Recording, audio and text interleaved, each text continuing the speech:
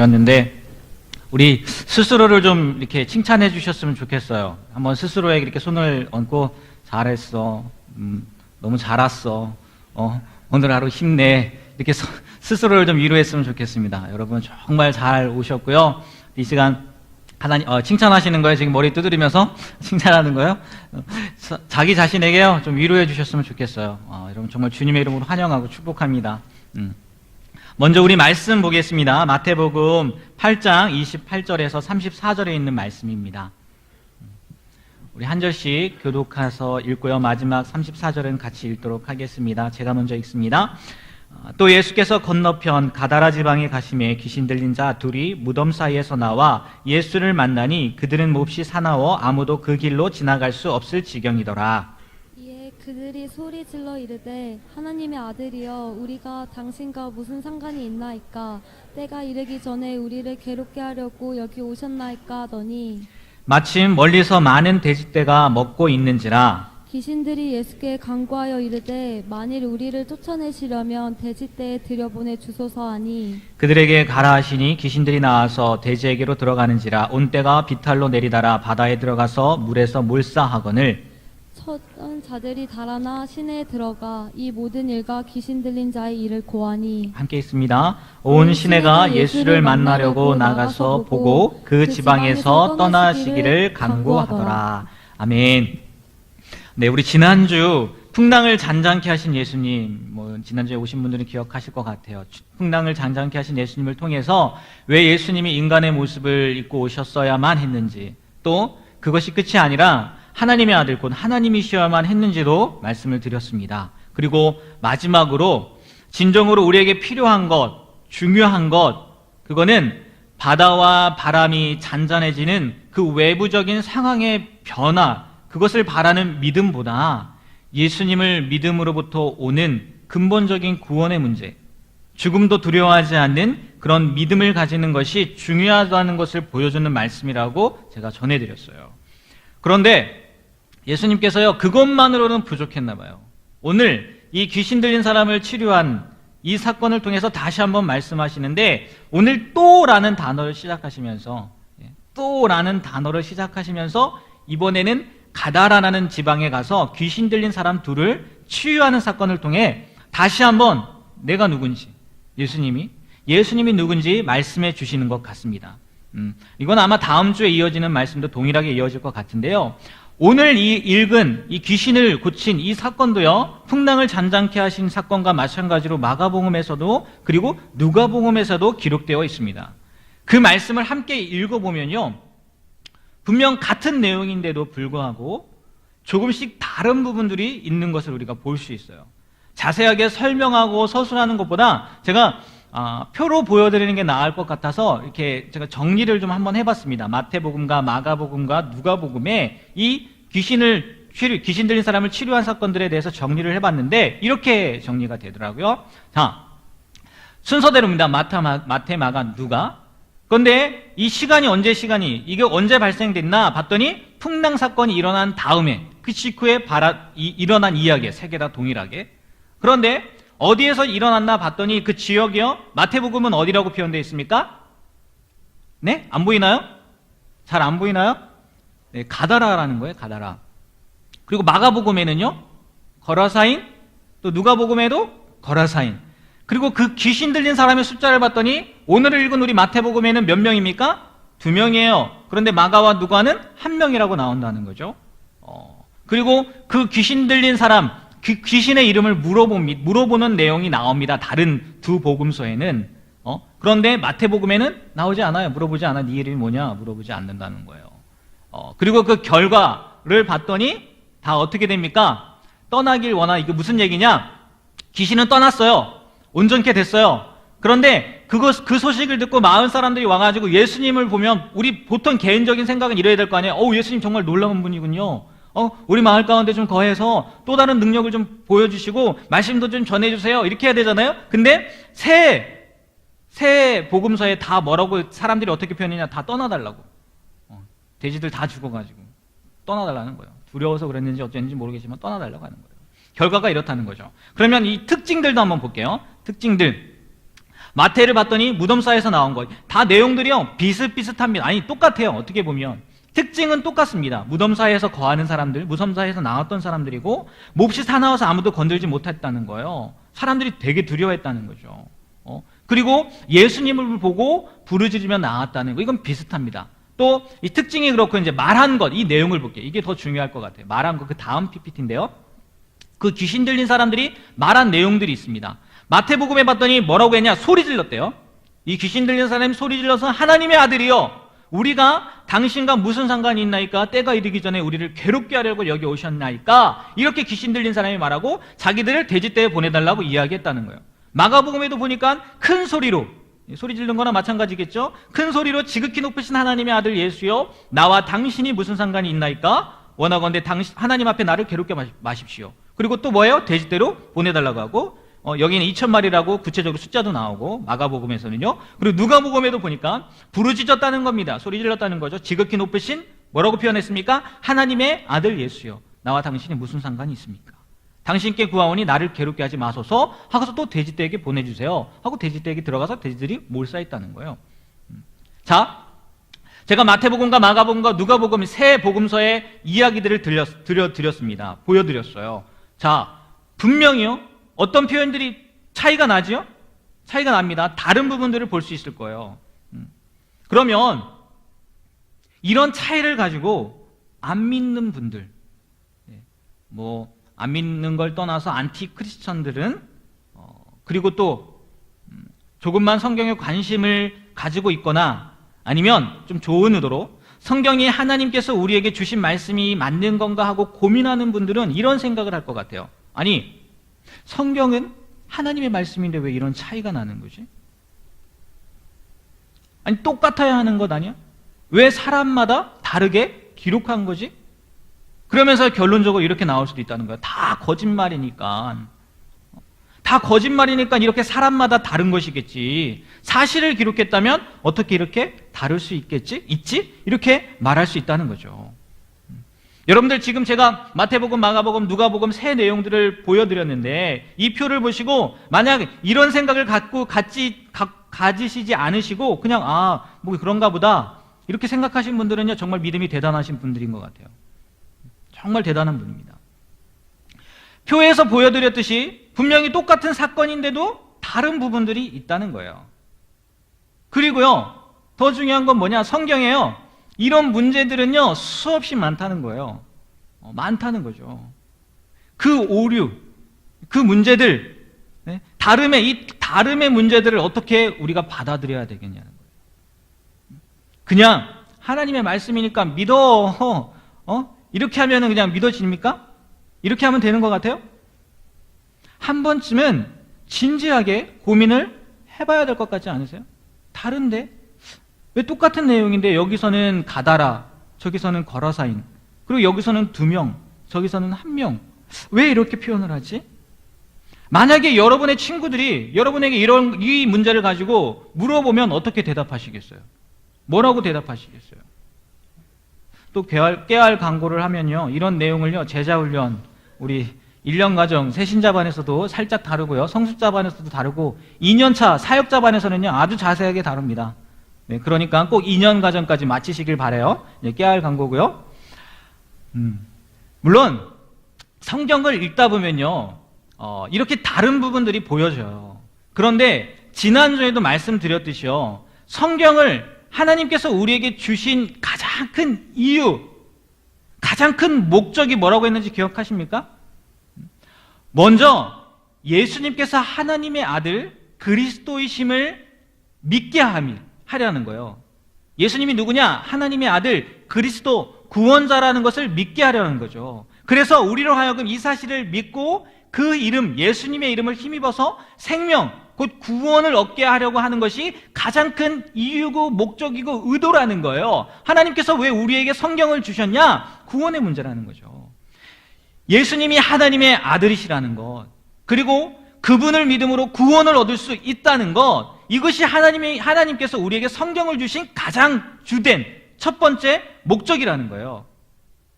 하나님께서 마태와 마가와 누가복음의 이런 차이, 오늘 제가 여러분들에게 보여드린 이 차이를 모르셨겠냐는 거예요. 아셨겠죠. 분명히 아셨을 겁니다. 그리고요, 또 수많은 기록들 가운데 이 신약 성경이 우리 27권이지 않습니까? 그 성경에 포함될 수 있는 것들을 선택하는 회의를 아주 오래전에 합니다. 그때 누가 하겠습니까? 신학자들이 하겠죠. 신학자들이 하는데 그 과정에서 이제 이걸 어려운 말로 정경화 과정이라고 하는데, 그 과정에서 신학자들이 이 마태복음과 마가복음과 누가복음의 차이를 몰랐겠느냐는 거예요. 이 문제들을 발견하지 못했겠느냐는 거예요. 분명히 발견했을 거라는 거예요. 그럼에도 불구하고 신학자들이 야, 이건 다르니까 포함하면 안 될 것 같은데, 이건 하나님이 이 제자를 통해서 말씀하신 것 같지 않은데? 라고 빼버릴 수도 있는 거잖아요. 아니면 바꿀 수도 있고 고칠 수도 있잖아요. 그런데 안 그랬다는 거예요. 네? 빼지도 않았고요, 고치지도 않았다는 거예요. 그들이 생각하는 것, 또 어쩌면 하나님께서도요, 이 마태와 마가와 누가의 기록을 보시면서 하나님께서 우리에게 주신 그 성경을 주신 그 본래 의도, 그 목적과는 상관이 없는 문제였기 때문에 내버려뒀다는 거예요. 자, 전체적인 내용을 한번 보십시오. 오늘 말씀의 전체적인 내용이 어떠냐? 예수님께서 배를 타고 건너편으로 가셨어요. 그러는데 거기서 누가 나타납니까? 귀신 들린 사람이 나타났어요. 그리고 나타나면서 소리 지릅니다. 지극히 높으신 하나님의 아들 예수여, 나와 당신이 무슨 상관이 있습니까? 아직 때가 이르지 않았는데 왜 오셨냐고, 왜 나를 괴롭혀야 했냐. 이 내용이 마태, 마가, 누가복음에 다 나와요. 그리고 그 말을 하는 순간 예수님이 뭐라고 했냐? 아니, 어떤 성경은 이전에 얘기했다고 하죠. 귀신 보고 나오라고 했다는 거예요. 결론적으로 어떻게 됩니까? 고칩니다. 그 사람이 완전케 돼요. 완전케 되고 예수님 앞에 무릎 꿇어요. 그런데 그 사이 무슨 일이 일어납니까? 귀신이 나 돼지떼에게 보내주세요. 그리고 정말 돼지떼에게 귀신들이 들어가고 돼지떼는 어떻게 됩니까? 다 죽어요. 이 사실을 보고 사람들이 와서 예수님에게 하는 말이 떠나주세요. 이게 전체적인 내용이라는 거예요. 그런데 이 내용 한번 스토리를 한번 보시라는 거예요. 다릅니까? 마태복음과 마가복음과 누가복음이 달라요? 다 똑같아요. 그러면 문제는 뭐냐? 차이는 뭐냐? 네? 단어, 지명, 혹은 수의 문자에만 차이가 있다는 거예요. 무슨 얘기냐?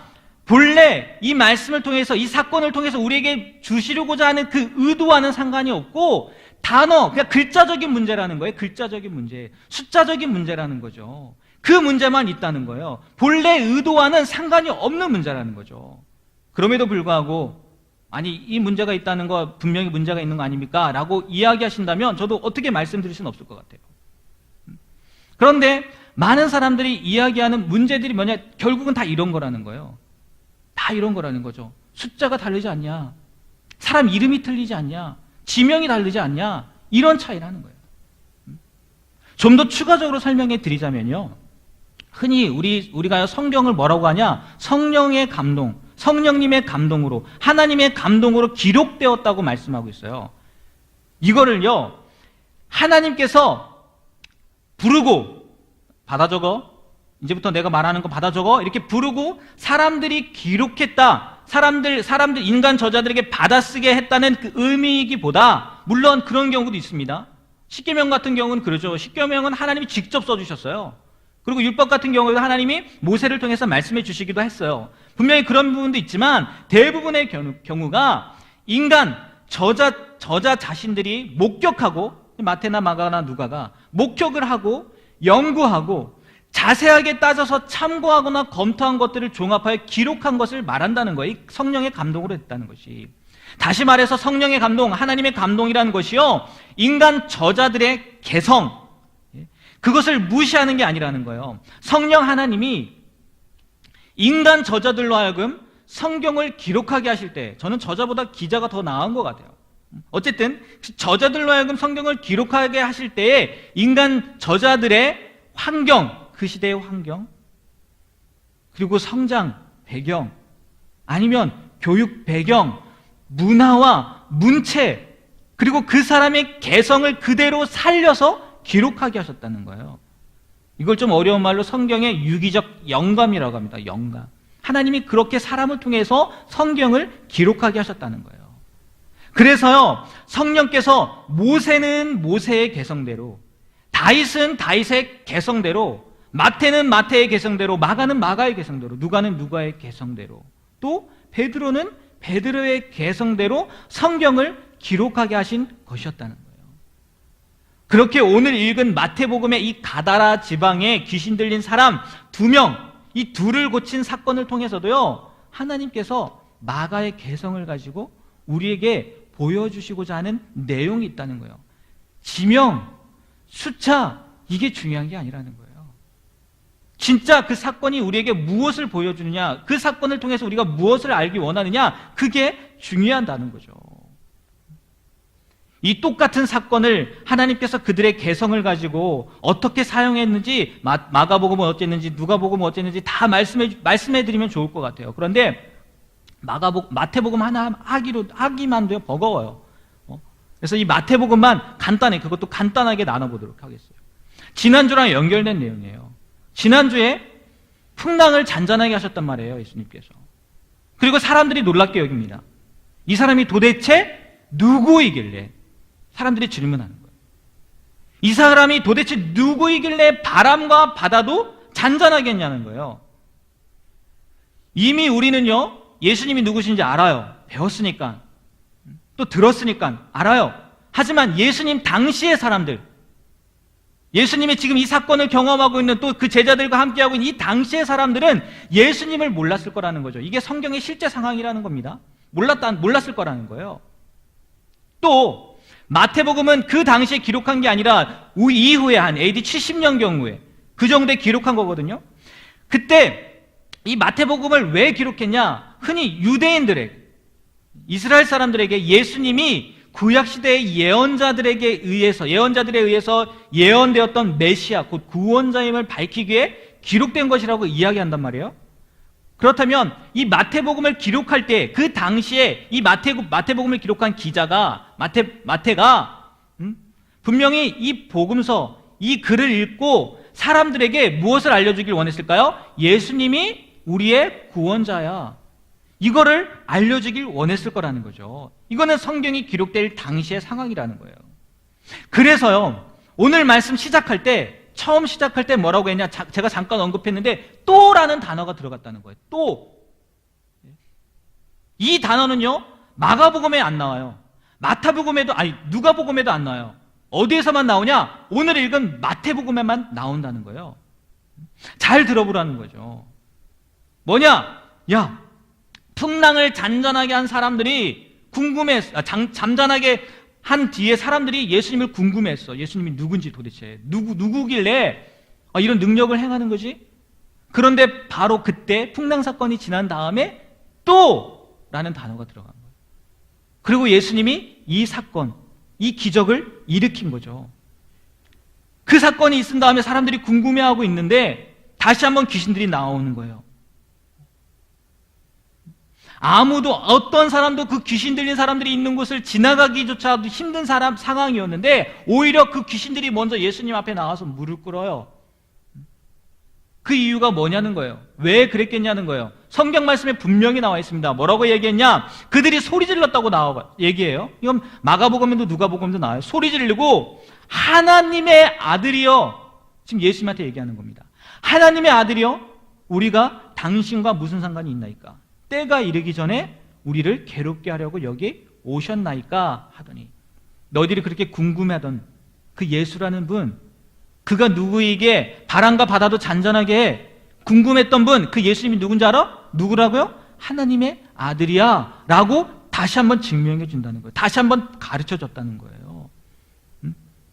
너희들이 기다리던 메시아, 구원자, 그분이 바로 이 예수님이야. 이것을 알려주길 원했다는 거예요. 그런데 하나님 너무 좀 웃기지 않으세요? 하고 많은 사람들 중에 누구의 입을 통해서요? 귀신 들린 사람의 입을 통해서 그것을 증언하게 하셨다는 거예요. 증명하게 하셨다는 거예요. 그것도 2명이에요. 2명. 여기서 잠깐 그 다른 복음서 아마 궁금해하실 것 같아요. 왜 마태는 2명이라고 했을까? 다른 복음서는 1명인데. 저도 찾아봤습니다. 찾아봤더니 분명히 그러니까 이제 신학자들도 많은 생각들이 있는 것 같아요.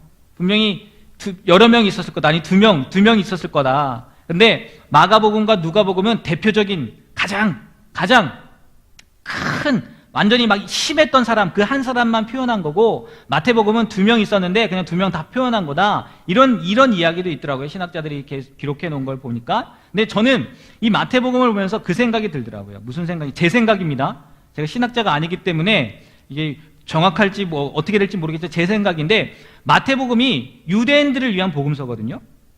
예수님을 유대인들을 위한 복음서인데, 유대인들의 법 가운데 어떤 법이 있냐? 어떤 사건이 일어났어요. 그러면 그 사건을 목격한 사람들이 있을 거 아닙니까?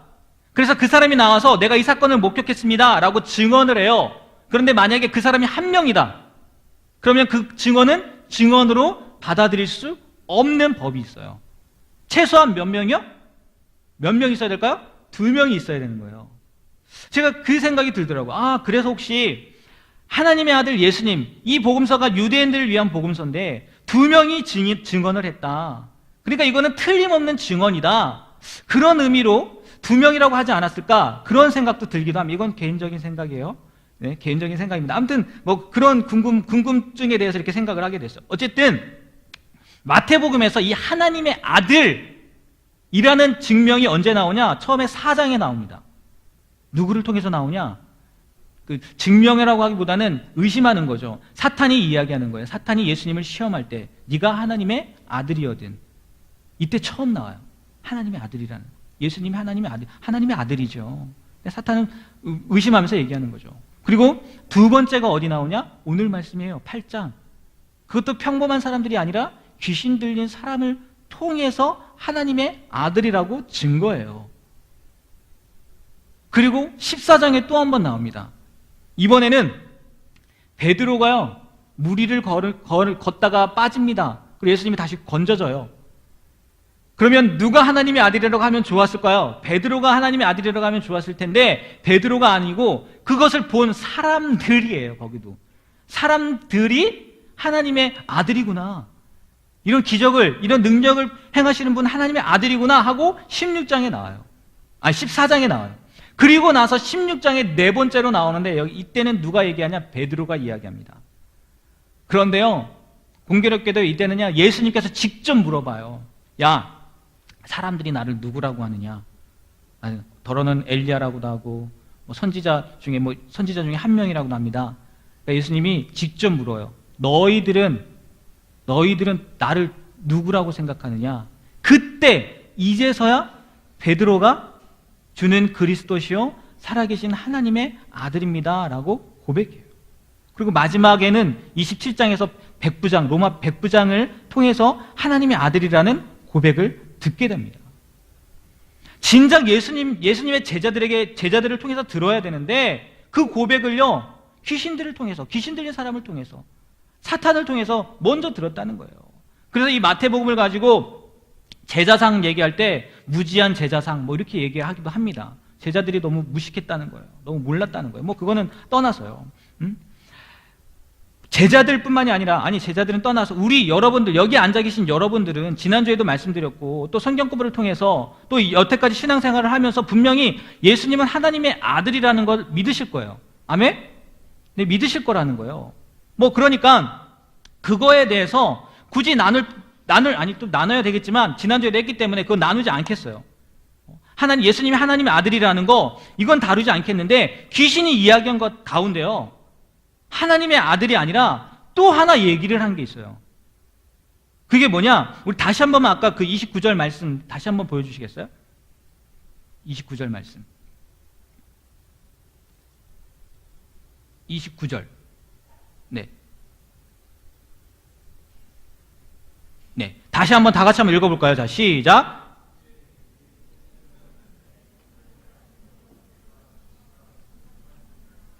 때가 이르기 전에 우리를 괴롭게 하려고 여기에 오셨나이까 하더니, 분명히 여기 하나님의 아들 나와요. 근데 귀신이 또 한마디 합니다.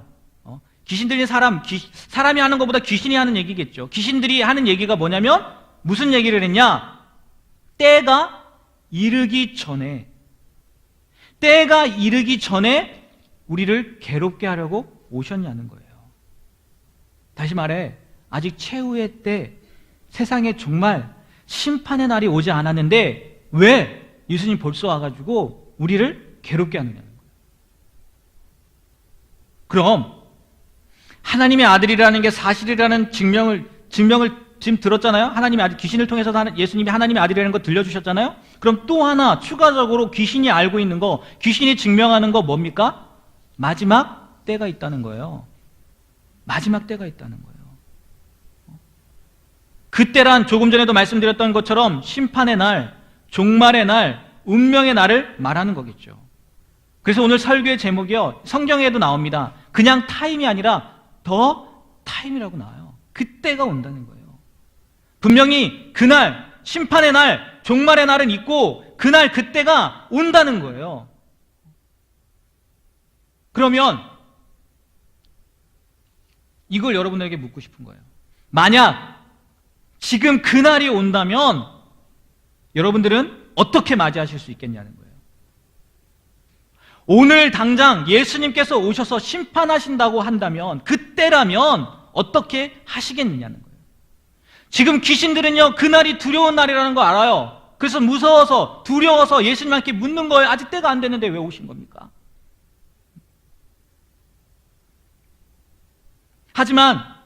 하지만요, 초대교회 성도들은 그 날을 어떻게 기다렸는지 아십니까? 마라나타 여러분들 많이 들어보셨을 거예요. 마라나타. 아멘. 주 예수여, 어서 오시옵소서. 나 빨리 오길 바랍니다. 예수님 어서 오십시오. 나 준비됐어요. 이렇게 초대교회 성도들은 그때를 기다렸단 말이에요. 그럼 여러분 어떻게 기다려야 되겠습니까? 당연히 후자겠죠. 여러분, 우리는요, 예수님이 하나님의 아들이라는 것, 이 사실뿐만이 아니라 또 뭘 알아야 되냐? 그때가 온다는 것, 그날이 온다는 것을 기억하며 준비하며 살아야 된다는 거예요. 그렇지 않으면 우리 인생을 허무하게 보내게 되든지 아니면 쓸데없는 것에 너무 많은 시간을 낭비하게 된다는 거예요. 심한 경우는 오늘 귀신들처럼 심판의 대상자가 될 수도 있다는 거예요. 저는 바라지 않습니다. 그거 바라지 않아요. 저도 마찬가지고요. 여러분, 분명히 그날, 그때가 있다는 거 기억하시고 사셨으면 좋겠어요. 그러면 그날, 그때를 준비하면서 살아야 되는데 어떻게 살아야 되느냐는 거예요. 어떻게 살아야 될까요? 답은 잘 살아야 됩니다. 잘 살아야 돼요. 정말 잘 살아야 돼요. 성경에 기록된 말씀대로 순종하며 잘 살아야 돼요. 그럼 또 질문 하나 드릴게요. 잘 살아야 하는데, 잘 살아야 하는데, 그 잘 사는 이유, 잘 살아야 되는 이유, 아니 잘 살려고 노력하는 이유, 의도는 뭐냐는 거예요. 그냥 단순히 마지막 때가 오니까 잘 살아야 돼요. 심판받지 않으려고. 오늘 얘네들처럼, 귀신들처럼. 첫 번째는 아마 그 마음일 거예요. 두려운 마음 때문에. 심판받지 않으려고. 그래서 내가 하나님 말씀대로 잘 살아야지. 이런 마음이 들 것 같더라고요. 근데 이 인생 정말 힘든 인생이지 않겠습니까? 맨날 두려운 거예요. 심판에 대한 걱정 때문에. 내가 행여라도 잘못 살아서 하나님한테 벌 받으면 어쩌지? 이런 두려운 마음을 갖고 사는 거 좋은 삶입니까? 잘 사는 삶이에요? 아닐 것 같아요. 두려운 마음으로 잘 사는 거 아닌 것 같아요. 그러면 두려운 마음 말고 또 뭐가 있을까 생각해 봤어요. 두 번째는 그거 같아요. 그리스도인이니까, 예수 믿는 사람이니까, 나에게 그런 의무가 있으니까, 그런 책임이 있으니까, 그래서 말씀대로 잘 살려고 할 수도 있을 것 같더라고요. 좀 발전된 거죠, 두려운 것보다. 그런데요, 이것도 무거운 짐일 것 같아요. 왜요? 의무가 되니까. 의무가 되니까. 여기서 아마 조금 더 발달되면 세 번째는 이렇게 이 이유 때문에 잘 살 것 같아요. 감사해서. 뭐가 감사해서요? 나 같은 죄인을 구원해 주신 하나님의 은혜에 감사해서 사는 인생. 이거는요, 의무가 아니에요. 은혜를 느끼고 은혜에 감사해서 사는 것 정말 자발적입니다. 어쩌면요, 이러한 사람 하나님이 보실 때도요, 예쁘게 봐주실 것 같아요. 네가 나의 사랑을 깨달았구나. 나의 은혜를 깨달았구나. 그래서 정말 감사한 마음에 이 세상 잘 살려고, 말씀대로 순종하며 살려고 노력하고 있구나. 어쩌면 기뻐하시고 이뻐하실 것 같아요. 그런데요, 이것도 가만히 생각해 보니까요, 하나님은 언제나 갑이고 우리는 언제나 을이더라고요. 그래서 이걸로도 뭔가 부족해 보이더라고요. 그래서 마지막 하나 생각해 본 게 뭐냐면 이거예요. 사랑하기 때문에